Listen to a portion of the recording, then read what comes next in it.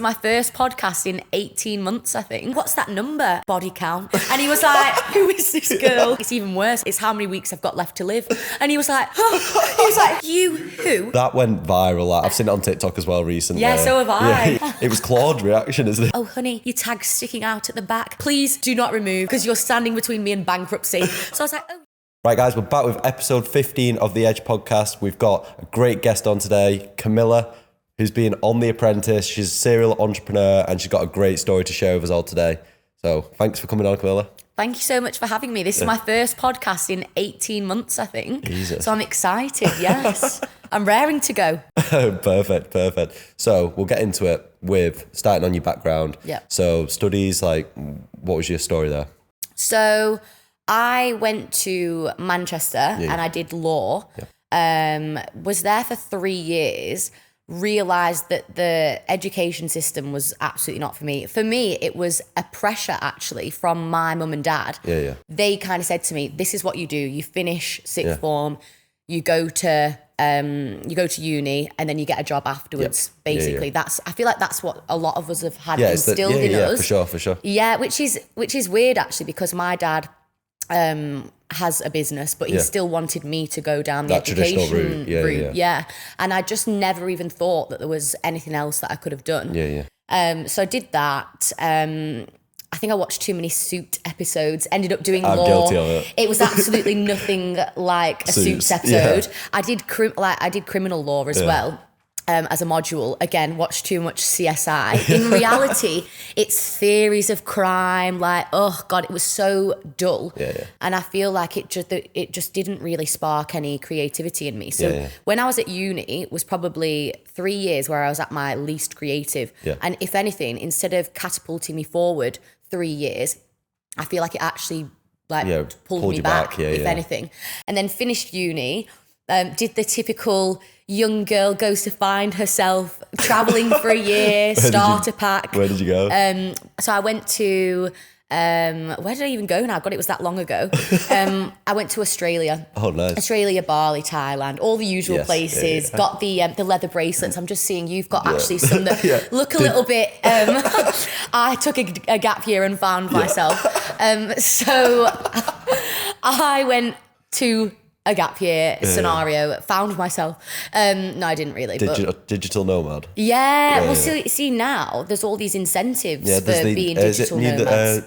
It's digital nomad, like visa scheme, isn't it? Is it like 5 years or something in Bali? Yeah, unreal. I think they're following the footsteps of Dubai and kind of like tax-free and trying to get tourists in and people that are actually working from... I think Thailand's implementing it as well. Yeah, I mean, get me there. I'm a dog mum now though, so I can't, which is sad. Quickly, Google's whether sausage dogs need a visa in Bali.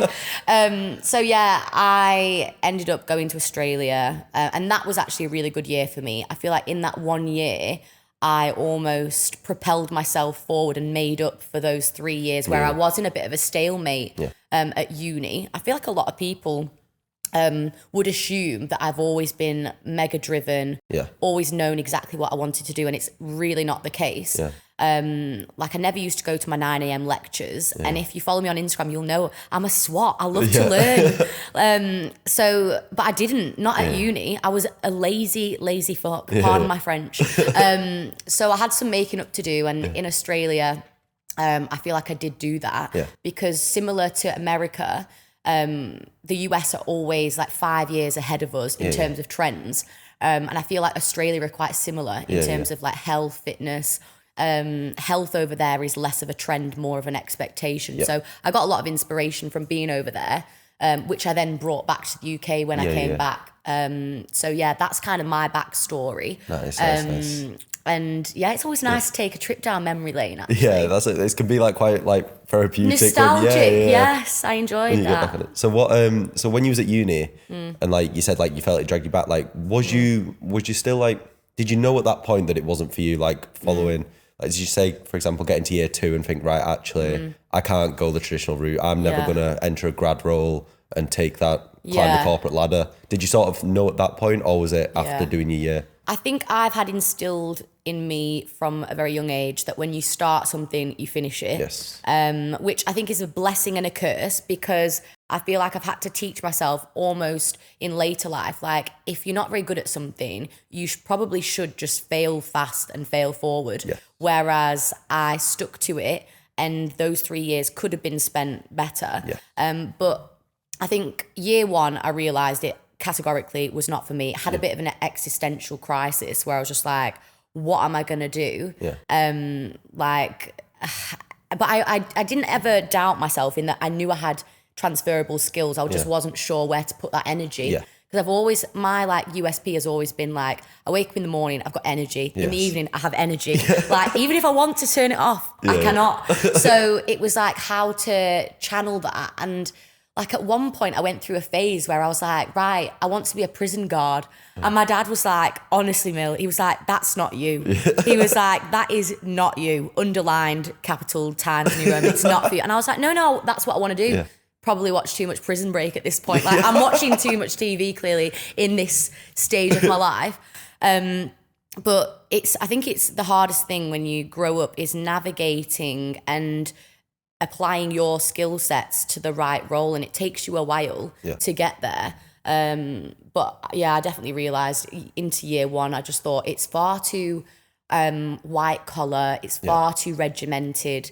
There wasn't enough creativity. The tutors didn't know my name. And I'd come from a school and an area where, whether it's a good thing or a bad thing, everyone knows you, everyone knows your business, everyone knows your name. Like small town syndrome, really. And then you like in this massive university where you're just another number, really. And I just don't think that really breeds. I think that's when you realise like universities are a business, aren't they? And it's not. There's no real personal connection there, is there? And I find it mad that we're all like grappling to get a place. Like, please take 50 grand from me and make me in debt for the rest of my life. Literally. Please, like, you know what I mean? It's so bizarre. And then like, it's not even like a hugely differentiating factor anymore, is it? Like so many people have a degree. It's now what you have outside of your degree, which is going to land you a job, isn't it? Oh, absolutely. And like, a lot of people just will like be super focused on the studies, like get that first, but then do nothing else on the side and have nothing that sets them apart. Yeah, absolutely. And I do think that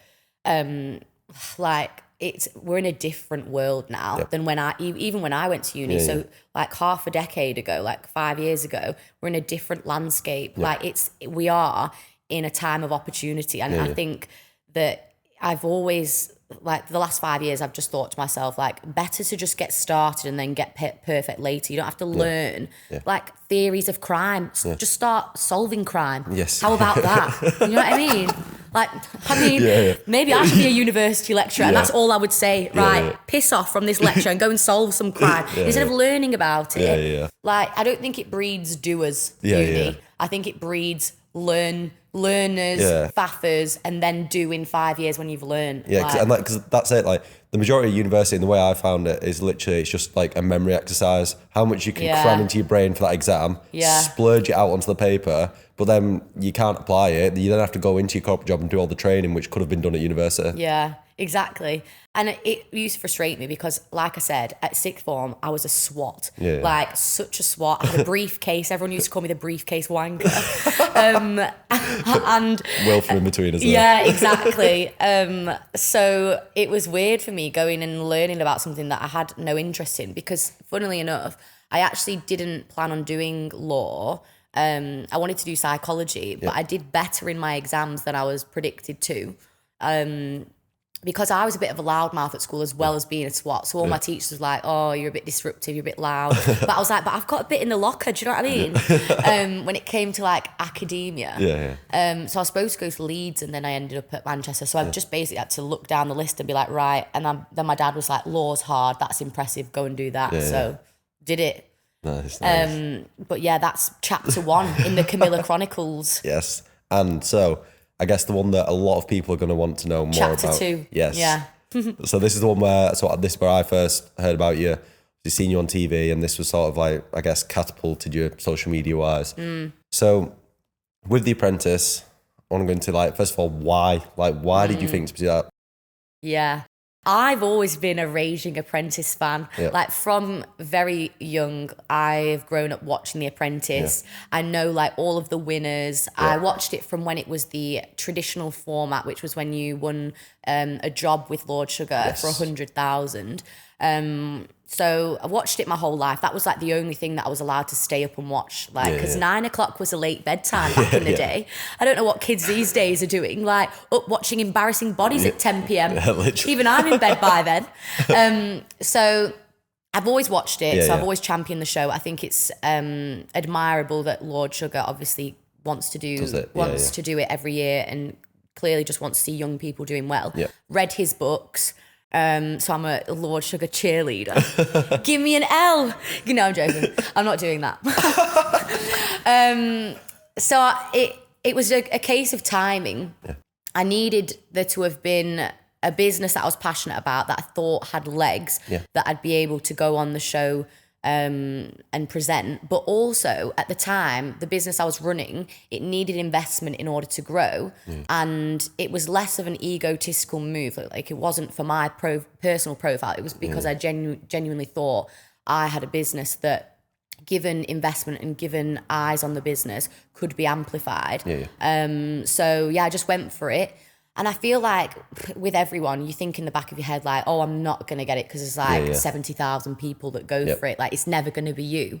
And everyone has that seed of doubt. But then it's the same as people who are like, well, I'm never going to win the lottery, but then they don't enter. Like, how can you complain about something when you don't do anything to change that outcome? Exactly. So that's probably my biggest pet hate, actually. People that complain about things but do nothing to put themselves in the running for it. And I didn't want to be one of those people because I was like, right, I've got a business. It needs to be amplified. It needs investment. And there's a show that I love that would be the perfect marriage. So I went for the interview and obviously was successful, which is amazing. How long was that process? God, ages. I actually filled in my application, lastminute.com over here, the night before I finished it.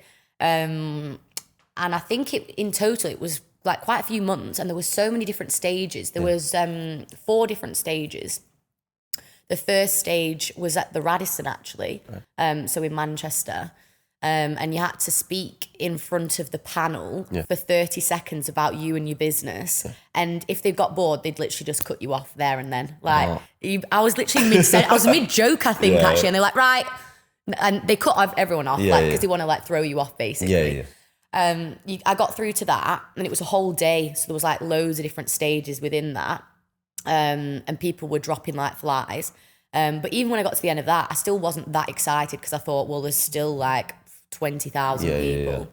And then I was actually on holiday in the Dominican Republic. And I've been running my business for, I think it was like 8 months, something like that. So it wasn't that long. But in the start, when you're doing a startup, it's all consuming, as you'll know. So like never took any breaks, like never used to really even leave the house. So was on a family holiday, the first one in ages. And I had an email that I'd actually missed in my inbox, and it was saying like, we'd like you to come for the audition in London, the group auditions. And it was like in 2 days' time. So I just arrived to the Caribbean, like really nice hotel, all inclusive, breakfast buffet, was calling my name. And I had a decision, and it was like, do I stay, enjoy family time, let my hair down, or do I apply for the Apprentice next year again? Or do I fly back for it, take a chance? And, you know, there's still loads of people, but like back myself. It was funny because my mum was saying, yes, go. My dad was, funnily, like, this is really weird because he's the one that's like, again. Got the business. Yeah, got the business. And he was like, he's like, no, just stay and enjoy it. And I was like, no, I back myself. Like, I'm going to go and just, because then I can't be one of those people again that is like, oh, I could have gone on that. And I probably, like, when people dine out on it, like, oh, like I got asked to do that, but I couldn't be bothered, or like, no. So I thought, right, I'll just go fly back. So I took a chance and flew back. Suitcase never arrived. My suitcase ended up in Toronto. Literally landed at, it was 8 o'clock, shop shut at 9. My interview was the next day. Did you fly into London? So straight there? Flew into London. Interview was at like 8 a.m. So I had to go and get something from Reese. which at the time couldn't afford anything from there, wore a jumpsuit, kept the tags on, went for my interview. A girl in the toilet was like, "Oh, honey, your tag's sticking out at the back." I was like, "Please do not remove, because you're standing between me and bankruptcy." So I was like, "Oh, yes, just keeping it, not sure if I like it." And then returned it afterwards because I was like, "Can't afford that." Like, and I've already worn it. No, respect the hustle. Yeah, and you have to. And in the end, thank the Lord, I think they must have felt sorry for me because I'd literally flown back from the Caribbean. Did you explain this to them? No, I didn't want to be desperate. Yeah, please choose me. So yeah, and then they gave me the call. The producer was playing with me actually, because there's reserves for The Apprentice, which no one knows. Each person, there's 16 candidates, but each person will have a reserve in case anyone drops out. The producer was like, right, obviously you want to know if you're a reserve or not. And the worst thing in the world is to be a reserve because you have to make yourself free for those days and just be in limbo in case someone drops out. Like, if I was going to be a reserve, I said to myself, I'm not going to do that because like clearly it wasn't my time type thing. And my family were all convinced I was going to be a reserve because I was quite young at the time as well. And then eventually put me out of my misery. But we did a dance. He was like, obviously you want to know, like, it's been really good to get to know you, all this. I was like, cut the crap, Paul. Tell me. So yeah, anyway, I got on it, which was good. But interestingly, one of the girls who won it was a reserve. Oh, really? Yeah, so it just proves that it's not rigged. It's anyone's game. Jesus. So yeah, sorry, I feel like that was an absolute monologue. Let me just breathe a sec. So one of the things that I think would be super interesting, so when you're doing all these tasks and stuff, like you're under the pressure of being in the media and sort of having the UK watching you. Do you think that, like, was it hard to be yourself on TV, or did you find that quite easy? And could you actually express yourself? And did you make decisions that you would have done if you weren't on TV? I think you do forget that the cameras are there, which is a blessing. Do you make decisions that you would make in real life? It's difficult to tease apart that question because they on purposely get you up at 3 a.m. in the morning. You have no contact with the outside world. So your phone's taken off you for 12 weeks. Like, you literally are not allowed to go on your phone. You're not allowed watches. You're not allowed to read motivational material, no podcast, no music, because they don't want to motivate you and like give you ideas and inspiration. It's got to be like, it's almost like an echo chamber because they want the tasks to be fun, AKA you've got to make a few mistakes. Because the mistake people make is thinking that people that are on The Apprentice are stupid, because obviously that makes good TV, but they have to be smart because otherwise the tasks would just never get done by like someone that wasn't smart. And that's the truth. Like, you can point at the TV and shout as much as you want, but if you've had 2 hours sleep for 12 weeks and you know, you're having producers like hiding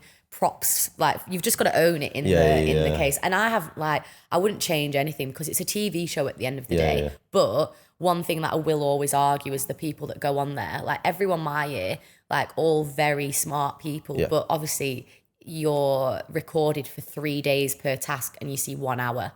3 days each task. 3 days. I didn't realise it exactly. So it's like, and like, course, there's gonna be funny bits. Course there is, because you literally like, you're delirious, you know. But that's part of it. And some people on my year like took it really personally, like how they were portrayed on the show, and I just never took it personally because I just thought like, well, like whoever is a naysayer or like gives you shit, tell them to go and apply. Tell them to go and do it. And in a way, when I used to watch it, I'd be like, oh, I could do that so much more. And so many people will think that. And I respect it. Of course, it's a TV show. I'm no fun to watch the show with anymore because I'm like, well, that didn't happen like that. They've had 2 hours sleep, like, you know. And my friends are like, but it's not very fun watching it with you. And I'm like, I know. And like, there are, and it has ruined it a little bit for me because the magic, like, I know what happens. But I honestly, I still have the utmost respect for like the producers. They're building a TV entertainment show that is obviously woven in with a business show. There is a real life-changing opportunity as well. And that's why people make passionate decisions as well, because they're genuinely on a mission to transform their lives. There's 250 grand. It is like a large amount of money, and you get Lord Sugar and his input.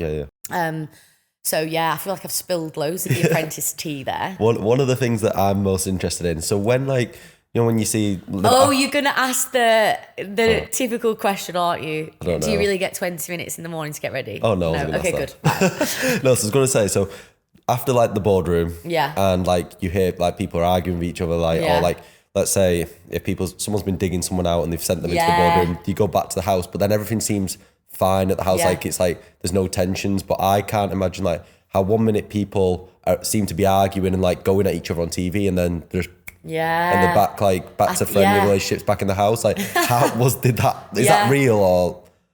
No, that is real. So I think you get better at it as the process goes on.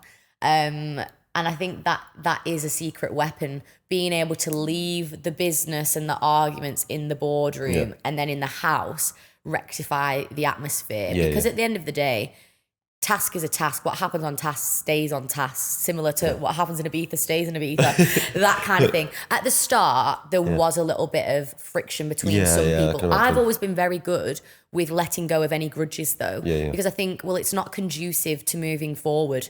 Like, and this is a life lesson as well. Like, if someone's wronged you, nip it in the bud and then crack on. Like, life is too short to be holding grudges and having vendettas against people. It takes too much energy. But there was a few people that held on to that for a while. But in the apprentice process, like being gregarious and getting on with people is your secret weapon. And as much as it's about how you perform on the task, you'd be lying to say that it's not. Sometimes when people bring people back into the boardroom, it's not based on like friendships as well. So if you're someone that they respect and they know that, you know, is a good business person, they're not going to bring you back in. So there was at the start, it was difficult, but it's like exercising a muscle. The more you do it, the better you get at it. But a bit frosty in the ambiance department for the first few weeks. And then we were all just fine because it's just like, it is what it is. It is what it is. It's a show. Like, it's an opportunity of a lifetime. Obviously, you're going to battle it out in there, but then there's no point in carrying it on afterwards. Then we'll all like sit down and have a curry together. It is crazy though. But it's a skill. So there's another one that I've got to ask, and I bet you've had this before. So the Yoo-hoo moment. Oh yeah.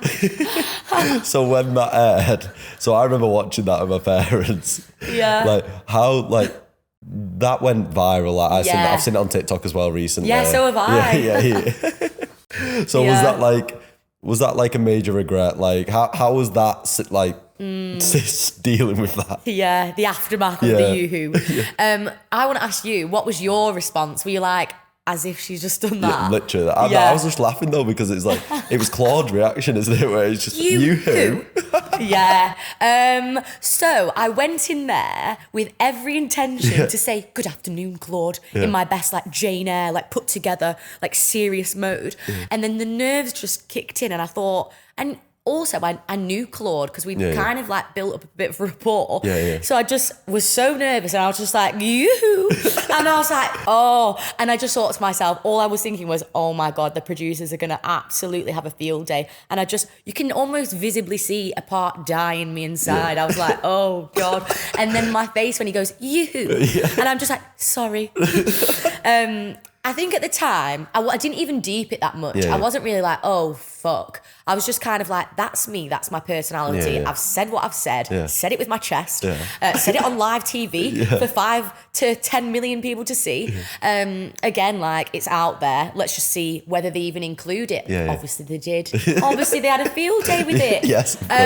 But now when I look back, I just think, like, personality, if you can't show like who you really are in an interview, then like what is a piece of paper with all your accolades if it's not a multi-pronged approach? So I definitely don't regret it because a lot of people, I think, in the apprentice process play it safe. They want to be the best polished version of themselves. But are they going to be remembered? Are they going to be TikTok viral sound bites going around years after? No. So in a way, it was a blessing in disguise. And my reg plate says Yoo-hoo. Like, I fully coined the phrase now. Like, I've fully taken ownership of it. And I think with any like, on paper it was a mistake, but in reality it's turned out to be like a trademark. So it's how you it's how you frame things. And how you own it. And if I'd have been like put out like a public apology, like, oh my, you know, then it like, what's the fun in that? Whereas I was just like, haha, said yoo-hoo to Claude and like made it a thing. So yeah. Did you get a lot of like hands on time? So you said you built up rapport with like Claude. Did you like behind the scenes, did you actually get to interact with these guys? I mean, not really, but when you're in the process for 12 weeks, you just start to like get a feel for someone as a person, but we definitely weren't like high-fiving or anything like that. But you know, there'd be the odd like exchange on task, but they try and keep them quite separate because they don't want, they want to keep it fair. So Lord Sugar especially was kept quite closed off. Like he just delivered the tasks. You're in the boardroom. The boardrooms were the best opportunity to get to know him. Karen and Claude were just watching, basically taking notes the whole time. So you could kind of build up a rapport with them easier. I definitely built up more of a rapport with Claude because I think he followed me on more tasks. But yeah, we still follow each other on Twitter, do the odd exchange on there, which is always fun. Good. So something I'm super interested in is sort of like the media exposure that you will have got coming out of that show. So I know there's going to be pros and cons to that. Like your social media will have blew up after it. Sort of what was your experience with that, both positive and negative?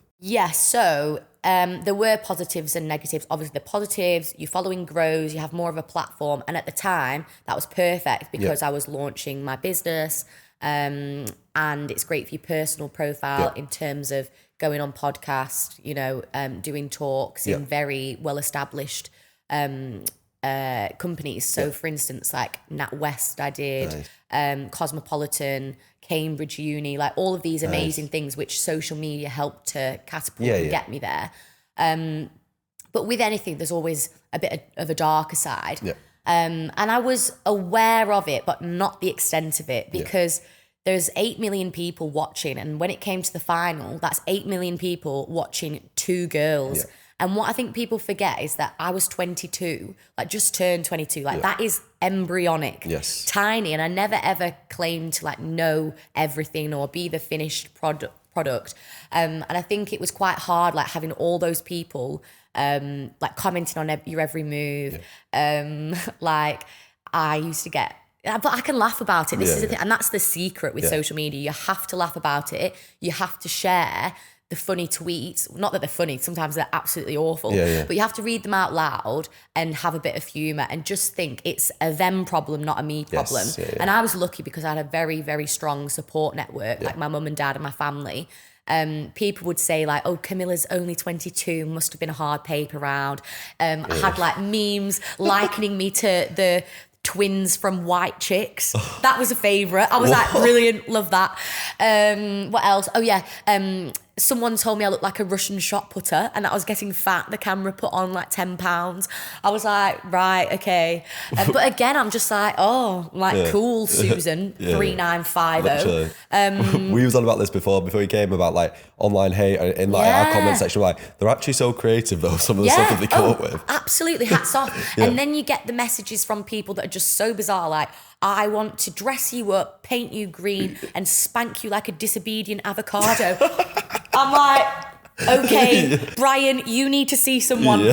But again, you just got to take the rough with the smooth. Like I put myself in a position for this media attention, for the trolls. And I think I wouldn't change it because at least I put myself in a position to get this, to get these opinions from people. Like I've not lived a shadowed life. I've always put myself out there. But I do think it did affect a lot of people on my year.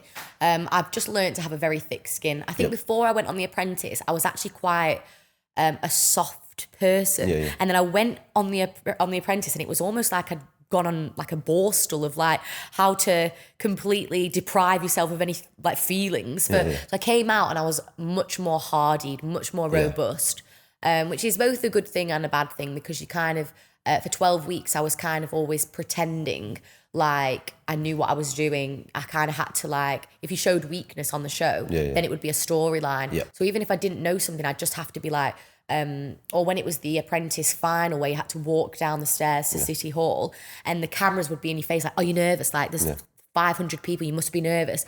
And I was shitting myself. Like really, really wanted to do a runner. But obviously if I'd have done that, or if I'd have said I'm so nervous, they would have made that the storyline. And like when you basically putting on this front for 12 weeks, it's a self-fulfilling prophecy. So I grew up very fast as a result of the show, which is both a good thing, but also a bad thing, because it meant at 22, when a lot of my friends were out like socializing, partying, I had this following that I had no idea what to do with. Everyone watching my every move. And I just stayed inside for quite a lot of it, just grafting, laying the foundations. But yeah, I feel like I've got very accustomed now to social media, and I still get like hate messages. I still get weird messages, but it's just part of it when you put yourself out there.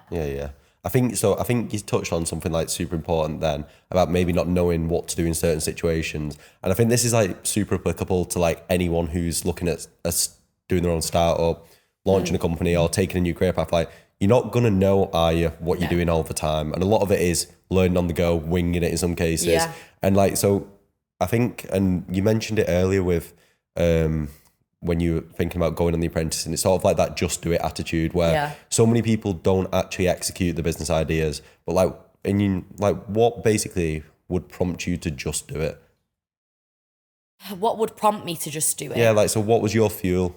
I would just say, because one of my biggest things that I live by, and I have it tattooed on me, I like it that much, the time will pass regardless. Like the time is going to pass anyway. So you may as well do it, because whether you do the business, do the new job, launch the podcast, do the marathon, whether you do that thing or not, the time is going to go by regardless. The marathon's going to come and go. You just weren't doing it. The job is just going to come and go. Someone else is just in that position. The business idea is going to be made. You're just not going to be at the helm of it. So it's just like, and also you just got to, it's all, the best analogy to describe it is just, it feels like you're taking off a heavy wet coat when you don't give a fuck what people think, I think is the best way to describe it. And there was a turning point for me. And I think it was prompted by The Apprentice, where I just thought, I'm just going to go for it, because whether I do or not, obviously I'm going to be that age. I'm going to,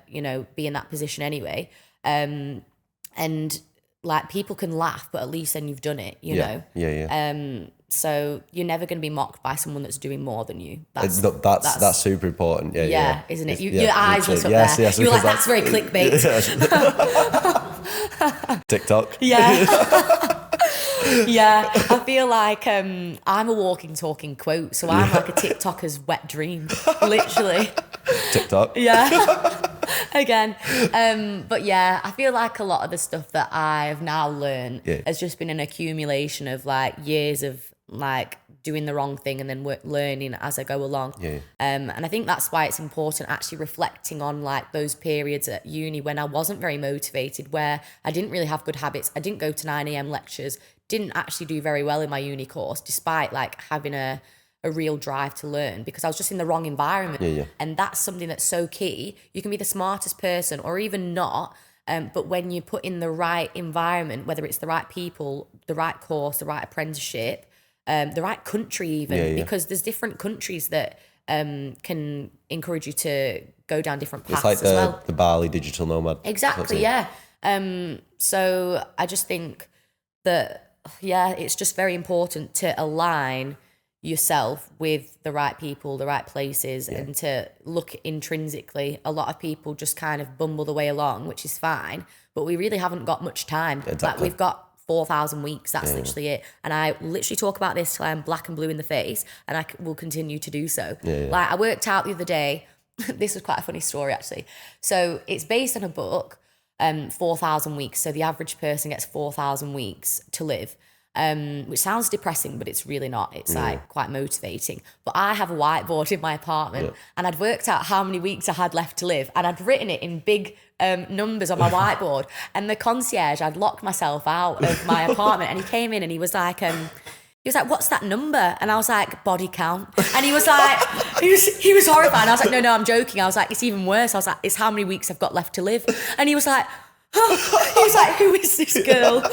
And I was just like, he was like, how depressing? And I was like, no, but it's not. Because I wake up and I'm like, right, Like, that's how many weeks we've got left to live. Am I going to be annoyed? Am I going to like dwell on like that pissing me off? Or am I just going to literally crack on and live as if I have actually got that many weeks to live?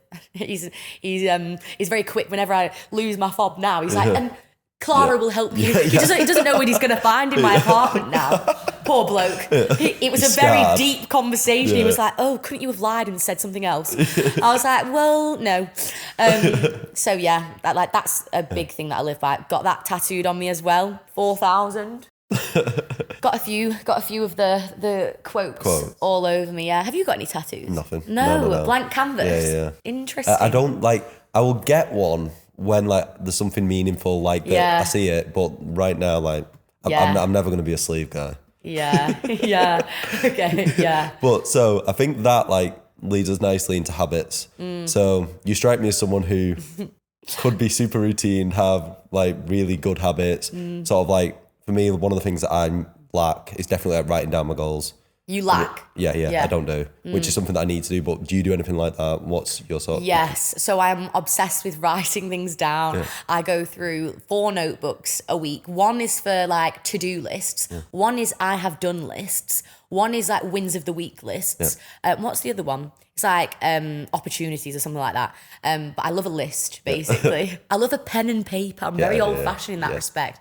But one of my biggest things that I do is like if I'm feeling a little bit meh, for want of a better word, I'll write down, like if I'm feeling like I've not had a very productive day, oftentimes you have had a productive day, just maybe not in the way that you'd like. So even just like getting up, going for a walk, brushing your teeth, like can be seen as productive. Literally. And like write it down, like I've done this today. And before you know it, you've written a long list of things that you've done and it kind of motivates you to do even more.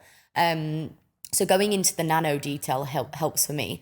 And I do feel like, as cliche as it is, failure to prepare to fail. Before I go to bed, I'll have a blueprint of what the next day looks like.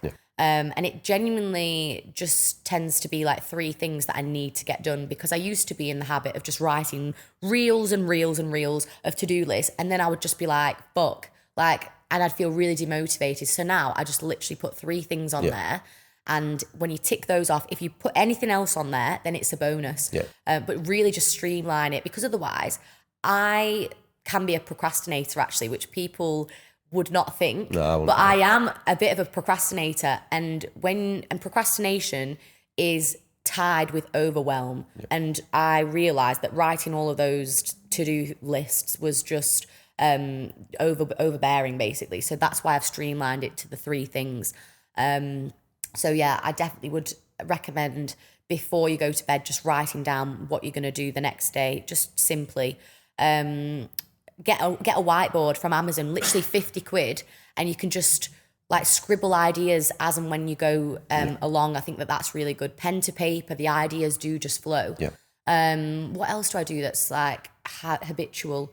I like to actually listen to, in the morning, I probably listen to this like 3 times a week. There's something on Spotify and it's called Everyone's Free to Wear Sunscreen. I've never actually shared this before because I've been selfishly keeping it to myself.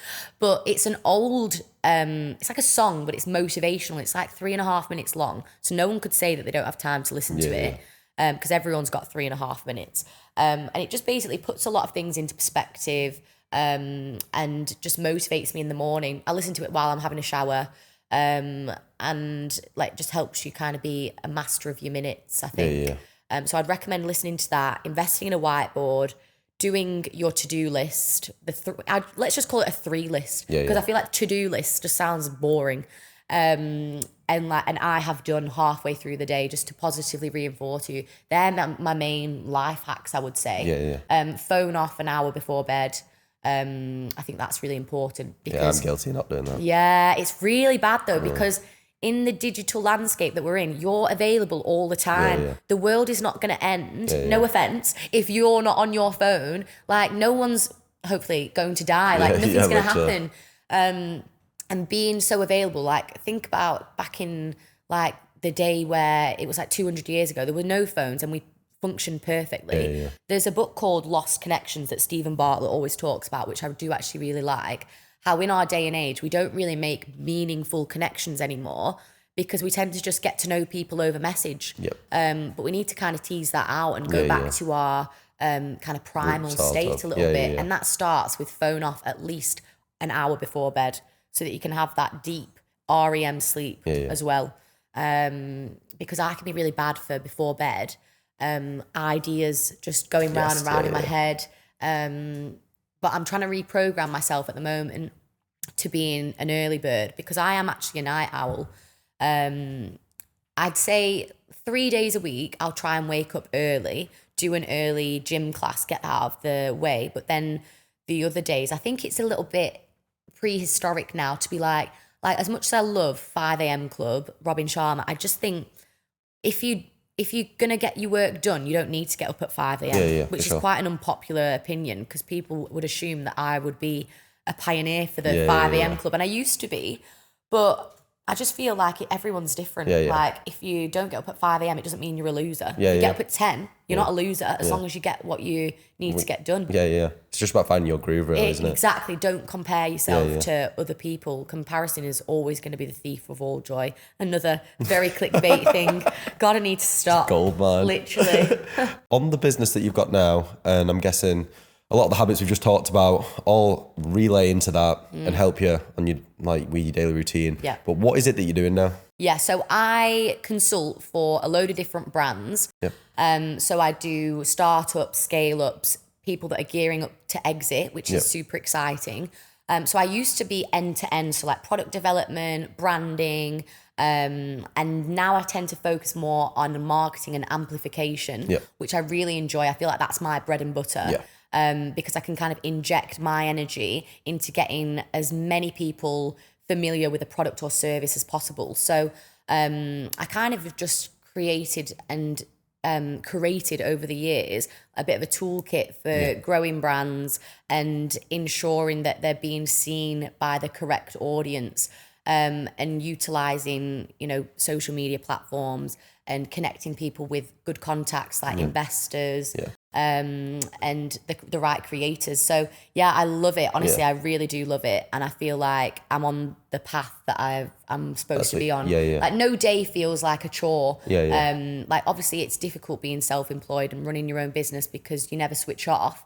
But the time freedom that comes with it is just a price that I'm willing to pay. Exactly. And I just genuinely do love like helping people grow and start a business. Like, and I do try and help like as many people as I can. Like if people can't afford like my services, I'll always, if they're a startup, like try and make it super affordable for them to get off the ground. And I do like masterclasses and stuff as well, where it's like £30 for a ticket for a webinar so that it's affordable for everyone to get involved. Because I feel like there needs to be more in the space to encourage entrepreneurs. I was going to say, is like, do you feel like this is your way of like giving back and like, because obviously you started super young, there's probably people at like the same point that you were, like early 20s, and like to them £30 might be like, that might be all they can afford, but like they're still getting value. Absolutely. And I'm working at the moment actually on doing an in-person masterclass, like renting out a space and just putting it on for free so that people come in. We can like have a bit of a brainstorm. If people have got ideas, like maybe just like an hour and a half, like I'll provide like refreshments and all of that stuff. Just an opportunity to connect with other like-minded people that are doers. This is what I was going to say. So where there's may be like no initial financial incentive for you, you don't know what network and connections you're going to build, and then down the line you might end up supporting one of the most successful businesses you ever worked with. Like, and that's where like sort of like free value can end up leading to your best leads. Yeah, absolutely. And that's what I say to my clients a lot. Like the people that have a product, I always say to them, use your product as currency. Because say you've not got the biggest marketing budget, you have, say it's like a drinks brand or a skincare brand, you have that product made, it costs you peanuts, well it should, to manufacture, if I've done my job correctly. So hand that out like it's literally like no one's business, because the more people whose hands it goes into, the more people sharing it, and it's a snowball effect. So people that are very stingy with giving out samples, I'm just like, wake up, honey, wake up, because you need to use that. This is there's a fitness influencer in the US that I follow, and he launched a sour strips candy business, sent out like influencer boxes to loads of people, they got like loads of them like didn't get back to him. Yeah. However, he'd start noticing that like one of them would be filming and then the packet of like strips would be in the back of the car and like stuff like that. And it's sort of like if you just get out, it's like that constant reinforcement, isn't it? And people like, if they're subconsciously picking up on it and noticing it, like it's like great, like it's the power of social media and stuff nowadays. It's like, it can catapult a brand like that like never before. Yeah, it is. And it's a lot of businesses that I work with at the minute are more traditional businesses that you used to do like leafleting marketing or, you know, and I'm kind of trying to say to them like, yeah, you can still do that because that does still have a place for a lot of businesses, but let's pivot. And I'm almost like an extra pair of eyes and ears for opportunities. It's always good to have someone because at the beginning when you're a founder, like some of them are like, it ranges from startups where there's like one founder to like I work with a business that has like multi-million-pound investment and there's like 25 of them. So there's a sliding scale. But when you're in the first period of growing a business, like you're so busy working in the business that you don't have time to work on it. So I'm kind of there to work on it with them and kind of keep them accountable. Accountability is a big thing. And I've been doing a little bit recently of like, I've had a few people that have come to me and said like, I want you to do a bit more like mindset and, you know, motivating, like, which at first I was like, ooh, don't want to do that because it's like, I don't know, it just cringed me out a bit. I didn't want to be like, oh, I'm a mindset coach, you know what I mean? But if people are asking for it and these are like CEO roles and they want just someone to keep them accountable and to soundboard ideas off. So, you know, like I've never actually even marketed for that, but people come to you with ideas and it's like, oh yeah, I probably could do that. But I would never like tout for that, like, mindset. Yeah, but I think like you like someone working around you, like, and even like today, like your energy, like people want to be able to like adopt like sort of your thought processes and learn from you. And I think that I understand why so many people see it as valuable. Yeah. I'm really bad at taking compliments, so I'm like, let's look over there. But yeah, thank you for that. I appreciate that. So where like do you see the future of this going? So your consultancy, what? Yeah. Do you want to scale it really big or do you want to keep it like manageable so you're flexible? Like what's your... I feel like I'm in a really good place at the moment where I've got a really good number of clients. Like I'm fully booked pretty much. And I used to work like weekends all the time. But I'm kind of in a place now, like if I want to work weekends, I will. The time flexibility that I have at the moment, like I just don't feel like I would swap because I've done the like 7 a.m.s till the 11 p.m.s. I've done that period of my life. I could do it again easily. I have the energy to do it. But at the moment, it works for me being able to live in a city, have a social life. This is the first time actually that I've actually felt really intrinsically happy in myself because I feel like I've got a balance with family, work, like my career, got my dream sausage dog, you know, like I'm living out my childhood dreams and it's like, why mess with the equilibrium of that? I'm in a little bit of a predicament in that my consultancy is based around me being the USP. So it's Camilla Consultancy. So if I was to grow, I can't really get external consultants to work under me. It wouldn't be an easy task. Obviously I could do it, but I think for now, because if any opportunity came to me, I'm a yes gal in that I'd say yes and figure out how to do it later. But at the moment, I've got some like good retainers. Like I'm happy with the revenue that I'm bringing in.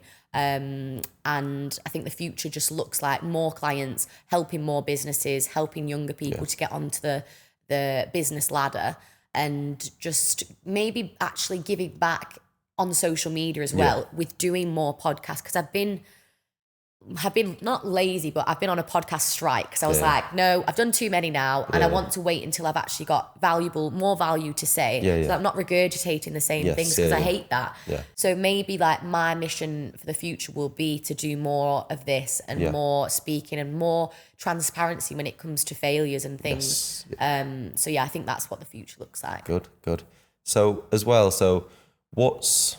if we look at young entrepreneurs today, people who are considering starting the business, like if you've got free piece of advice for them, what would you give? So I'm going to say, fuck what people think. We'll just be very cutthroat there. Genuinely, like this is the thing that I want to bang people's head against the wall. Like what is the phrase? It goes, what Sally says of Susan says more of Sally than of Susan. Yeah. All the S's. Do you know what I mean? Like, fuck Sally. Like, it's literally a case of like, you just need to crack on. Stop like living inside your own head and start actually putting ideas and pen to paper. Yeah, exactly. So that's number one. Number two would be don't be afraid to ask for help. Actually, I think I've always really struggled with that. Like I've always I've never ever in my life like been able to like message a brand and said like, hey, want to collab? Never ever. I just cannot do that. But I think there's a lot of people around me when I was younger that I could have probably tapped into a bit more, but because of my pride, I didn't, because I never wanted to be seen to ask for help. I just wanted to like do it myself. And But I think that like when you take your ego aside, like there's so many people that you can learn from, and if you just act like a human sponge with information, like it will catapult you in ways that you don't even realize. So that's number two. Number three, I would say don't let age be a barrier to success either way. So if someone says to you, oh, you're a little bit young, or they write you off, use that to fuel your fire, basically. Use their kind of disillusioned doubt to be the fire in your belly, because I was told that. Obviously, like when I was on The Apprentice, people asked my age, and then they didn't really ask what my business was after that, because they were just like, well, she's 22, she's not really a competition. And I feel like there's just, and it's not so much anymore, I don't think, because I think it's championed to get into business early, but there is still an element of that. And then also on the other side, if you're like 50 or whatever and you've not started a business but you want to, genuinely, like you've still got a good like 20 years of being able to grow a business. And I'm not killing you off at 70, but you know, like James Dyson didn't start like Dyson. He didn't get a prototype that was actually working till like his 40s. So like there's just never a timeline. Just like completely ignore all of the timelines that say like you should start a business at this age, you should get married at this age. God, literally, there's just so many, like, there's billions of people in the world. Like, imagine if we all adhered to the same timeline, how boring would our lives be and regimented? So, yeah, and I think that's another thing, actually, just to touch on. Like, we have, like, relationships and, like, partnerships, like, forced on us as a society, and everything's couple-shaped. But I feel like when you're an entrepreneur and when you're driven, like, you should literally just not think about that and not like worry about it, because I've got friends that are like, oh, like the clock is ticking, because that's, especially for women, like that's been pushed on us from an early age. But I actually read some information. It was saying that from 24 to 34, like fertility only drops like 6%, which is nothing.